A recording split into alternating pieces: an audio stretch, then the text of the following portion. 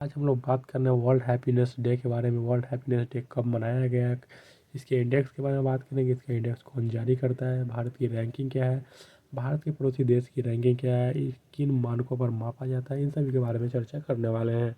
चलिए तो स्टार्ट करते हैं। सबसे पहले बात कर रहे हैं वर्ल्ड हैप्पीनेस डे कब मनाया गया। तो वर्ल्ड हैप्पीनेस डे 20 मार्च 2024 को मनाया गया था।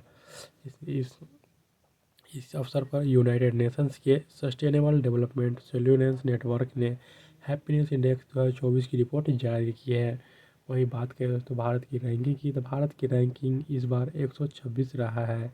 पिछली बार की रैंकिंग के बारे में बात करें, भारत की रैंकिंग पिछली बार 125 रहा था, जिसके अगर दोनों की तुलना करें तो एक रैंक भारत की नीचे की ओर गिर गया है। तो वही बात कर लें पाकिस्तान के बारे में। तो पाकिस्तान भारत की तुलना में ज़्यादा खुशहाल देश है, क्योंकि उसकी रैंकिंग 108 है, वही भारत की रैंकिंग 126 है। दोस्तों बात कर लें मानकों की, किन मानकों पर रैंकिंग तय की जाती है। तो इससे 6 मानकों 143 देशों की खुशहाली मापने के लिए 6 मानकों पर सवाल तैयार किए गए थे। इसमें 6 मानकों इस प्रकार है, जैसे पहला मानक देश के प्रति व्यक्ति आय यानी कि जीडीपी, दूसरा सामाजिक सहयोग, तीसरा उदारता, चौथा भ्रष्टाचार, पाँचवा सामाजिक स्वतंत्रता और छठा स्वास्थ्य जीवन के आधार पर यह रैंकिंग तय की गई है।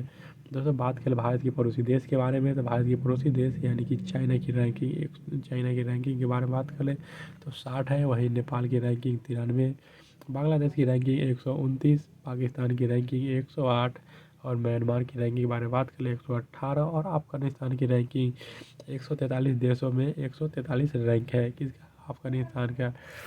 दोस्तों बात करें सबसे टॉप पर कौन सा देश है, तो दोस्तों फिनलैंड सबसे टॉप पर है, लगातार 7 बार पहला स्थान हासिल किया है।